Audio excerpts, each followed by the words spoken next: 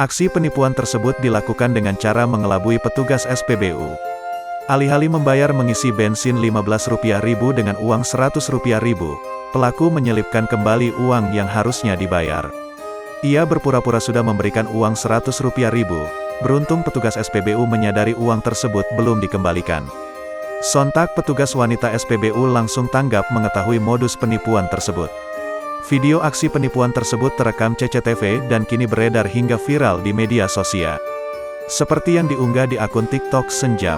Dalam video tersebut diperlihatkan rekaman CCTV aksi penipuan beraksi di sebuah SPBU.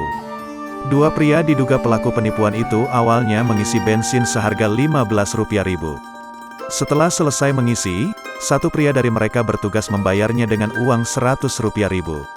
Tak lama setelah itu, pelaku bertele-tele memberikan uang tambahan Rp5.000 ke petugas dengan alasan agar uang pas.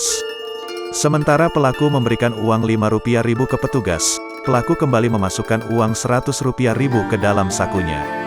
Uang yang Rp100.000 ia ambil dan dia sakuin. Kelihatan kan di sini, ungkap suara pengunggah.